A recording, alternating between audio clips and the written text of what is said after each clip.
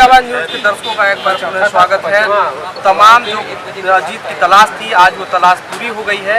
निराशा हाथ लगी है। उनके परिजनों को उम्मीद थी और हम सबको जो खड़े थे उनको आस और उम्मीद थी कि वो जहाँ भी अजीत दुबे होंगे स्वस्थ और सुरक्षित होंगे, लेकिन आज सुबह ही निराशा की खबर लगी। कई फ़ोन आए और उनके परिजन को भी ये लगी कि उनका शव वहीं पास में ही एक नाले में बरामद किया गया है। अभी तमाम तरह की बातें चल रही हैं कि हत्या है या फिर आत्महत्या है, इसमें अभी कहना उचित नहीं है। पीएम के बाद ही समझ में आएगा कि क्या कुछ है। लेकिन तमाम विषय पर जानकारी के लिए एनटीपीसी प्रबंधन क्या लापरवाही रही और क्या कुछ आगे होने वाला है, किस तरह के परिजनों के साथ क्या मुआवजा पूर्ति में, तमाम विषय को हम जानकारी लेंगे। हमारे साथ काफ़ी सारे लोग हैं। डॉक्टर मिश्रा जी, लगातार आप भी इससे जुड़े हुए हैं, क्या कुछ अभी तक समझ में आया आज 5 बजे? बहुत ही दुखद जो समाचार मिला है वो है, और हम आप सभी के तरफ पूरे सिंगरौली वासियों की तरफ से शोक संवेदना व्यक्त करते हैं। उस परिवार के साथ हम लोग सभी की सहानुभूति है। लेकिन ये बात देखिए, ये बात नीरज जी, जैसा कि हम शुरू से कहते आए हैं और मेरा क्लियर कट स्टेटमेंट रहा है कि ये एनटीपीसी जो है शुरू से ये जानती थी कि अजीत दुबे जी के साथ क्या हुआ है, वो कहाँ हैं, कैसे हैं, ये सब कुछ पता है। और ये बात पुलिस को भी पता थी, प्रशासन को भी पता था कि एनटीपीसी को ये बात पता है। कुल मिलाकर के ये सिर्फ बाकी जो जांच पड़ताल एक टोटल ड्रामा था, एक जलेबी की तरह घुमाने का और समय बर्बाद करने का एक तंत्र था। जब कल से ये अपील की गई लोगों से कि भाई अब अति हो गई, अब जो है धैर्य की सीमा अब समाप्त हो जानी चाहिए और कुछ दबाव बनना चाहिए। लोग जैसा कि आप देख भी रहे हैं, काफ़ी लोग यहाँ पर एकत्रित हुए हैं और ये सिंगरौली की ताकत जब दिखी, सिंगरौली की जनता की ताकत दिखी, सिंगरौली के राजनीतिक दलों की ताकत जब दिखी, तो प्रशासन को इस कहानी को पटाक्षेप करने का प्रेशर बढ़ गया, जिससे आज सुनिए डेड बॉडी वहाँ पे आज रख दी। तो क्या लगता है, आप ये मानते कल जैसे कि था कहा जाता है वो बुरा आंदोलन होगा, उसको देख के तो कहीं नहीं ये प्रशासन को पहले भनक लगी, खबर लगी, उसको देख के कहीं नहीं ये आना में ये सब? देखिए, जिस दिन अजीत दुबे जी के घूमने की खबर मिली, मैं उस दिन से लगातार यहाँ आ रहा हूँ। रात को भी मैं पुलिस प्रशासन के साथ भी था, आम जन लोगों के साथ भी बैठा हुआ था। जिस तरह से हमारे भास्कर भाई जी ने बताया कि निश्चित तौर पर सिंगरौली के आम आवाम जनता जो लगातार अपने धैर्य को नहीं खोया और प्रशासन पर लगातार जो दबाव बना रहा और प्रशासन लगी खोजने में स्क्वाड डॉग और जो भी प्रक्रियाएं थी इन्होंने पूरा किया।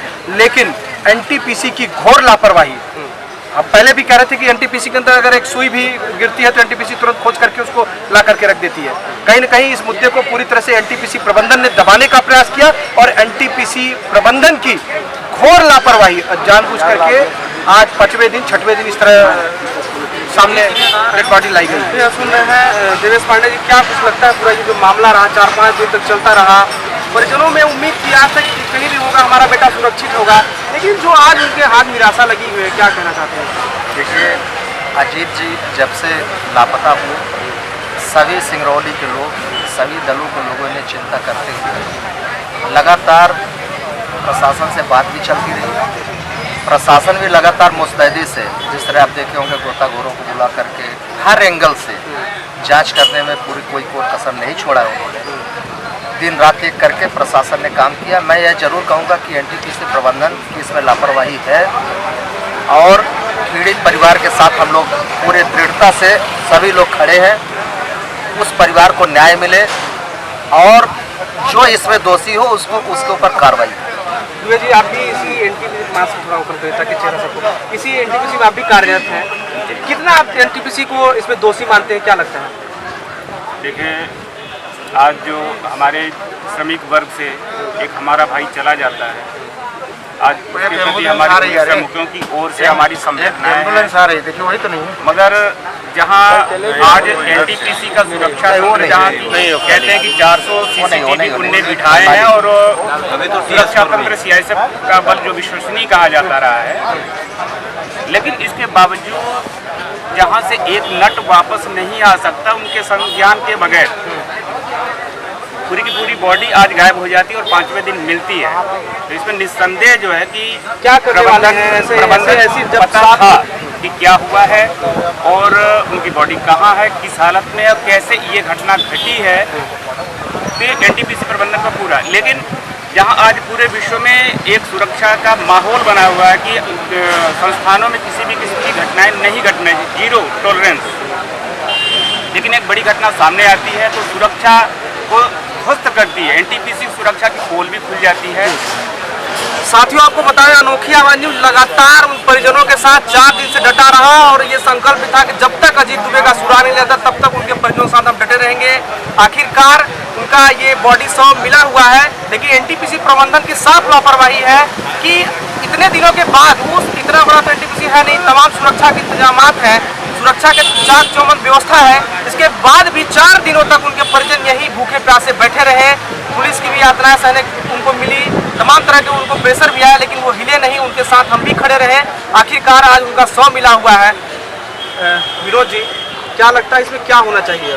देखिए, ये तो बहुत बड़ी घटना घट गई है हमारे सिंगरौली में, और जिस तरह से एनटीपीसी प्रबंधन की लापरवाही खुल करके सामने आई है। आज 6वें दिन उनका अजीत दुबे का बॉडी मिली, तो वहीं पर लगातार सर्चिंग भी की जा रही है, लेकिन बॉडी नहीं मिली। आज अचानक से बॉडी वहां पर मिलती है, तो मैं मानता हूं कि इसमें एनटीपीसी प्रबंधन की पूरी लापरवाही है, क्योंकि वहां इतने सारे कैमरे लगे हुए हैं, पूरे सुरक्षा के तहत एनटीपीसी में काम होता है, फिर भी एक पूरा शरीर आज 6वें दिन मिलता है, तो कहीं न कहीं ये चिंता का कारण है और इस पर कई प्रश्न चिन्ह इस पर खड़ा होते हैं। एक बात देखी गई है, जब कोई विषय सामने आता है तो वो उस समय बड़े जोर शोर से आवाज उठते, फिर वो उसी रफ्तार से फिर खत्म हो जाती है।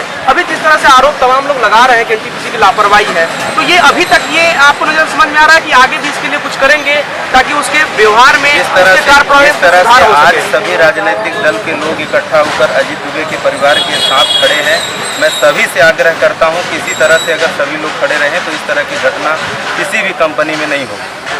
इसको सुधारने के लिए हम सभी को एकजुट होना पड़ेगा। राजनीतिक के मंच बहुत सारे मिलेंगे राजनीतिक करने के लिए, लेकिन जब सिंगरौली की बात हो या सिंगरौली हित की बात हो तो हम सभी को डट करके उसका सामना करना चाहिए।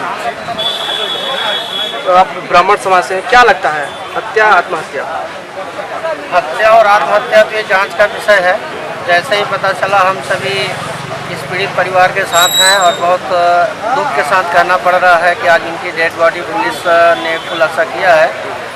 और जो भी जांच हुई पुलिस के द्वारा, हम लोगों को यही आश्वासन दिया जाता था कि मैं जांच कर रहा हूँ, ड्रोन कैमरा लगा रहा हूँ, ये सब कर रहा हूँ। पूर्व में हम लोगों ने एसपी साहब को भी आवेदन दे करके आगाह किया था कि एनटीपीसी प्रबंधन की लापरवाही है और उसके अधिकारियों पर सख्त से सख्त कार्रवाई होनी चाहिए। और मैं ये अभी भी पुलिस विभाग से एसपी साहब से मैं मांग करता हूँ इसकी सीबीआई इंक्वायरी कराए और चाहे हत्या या आत्महत्या जो भी हो इसका खुलासा हो, और जो भी प्रबंधन के लोग यदि इसके दोषी हैं तो उनके ऊपर कड़ी से कड़ी कार्रवाई होनी चाहिए।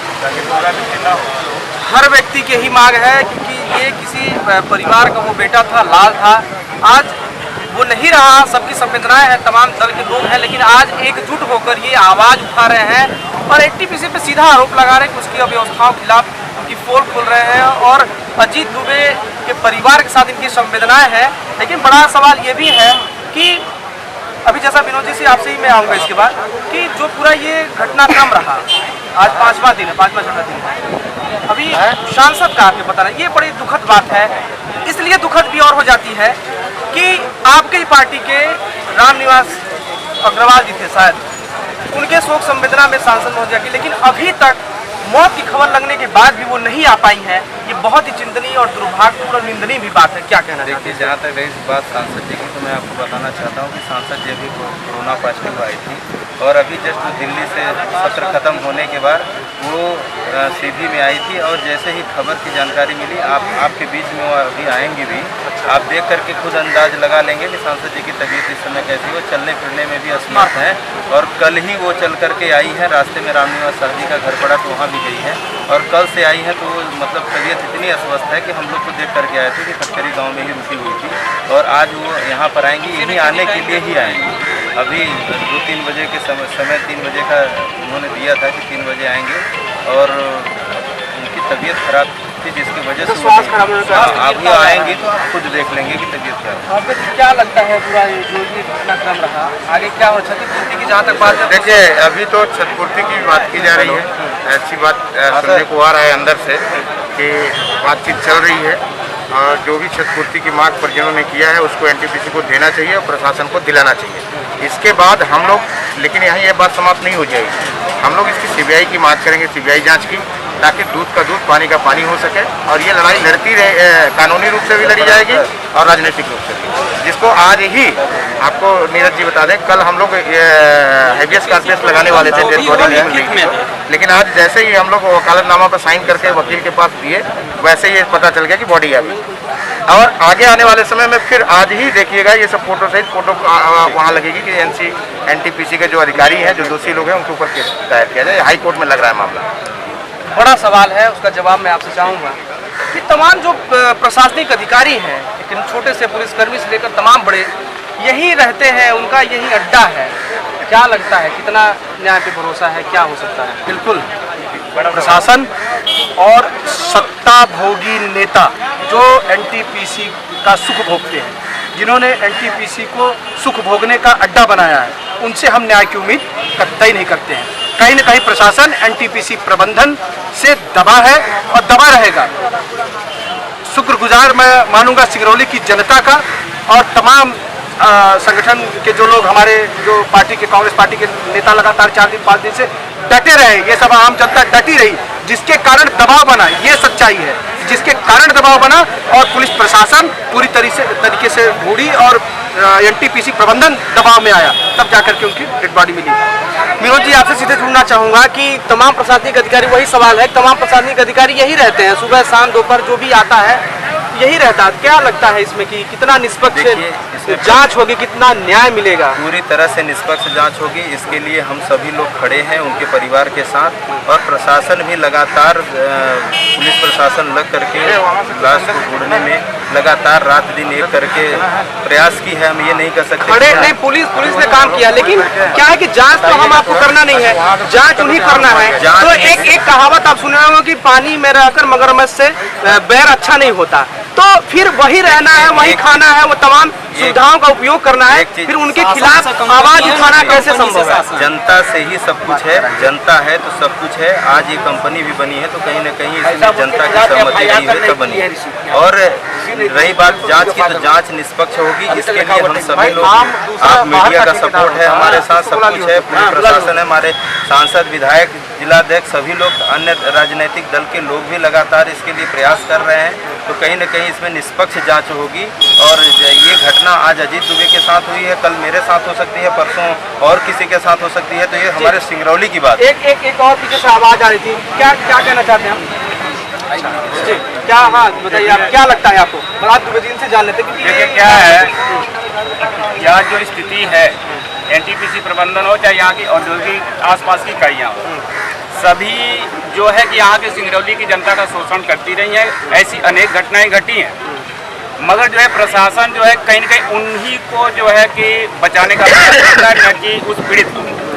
आज जो स्थिति, इससे पूर्व घटनाएं घटी हैं, रिलायंस हुआ, शासन हुआ, NTPC में और भी घटनाएं घटी, अन्य घटनाएं घटी हैं, लेकिन अब इसमें प्रत्यक्ष यही कारण है कि प्रशासन माद में है और इस पर जो है सवाल खड़े नहीं कर रहा है। लेकिन आज जो जनता जग चुकी है और इन पर जो है FIR की जांच होगी और इनको बाहर निकाला जाने का संपूर्ण प्रयास होगा।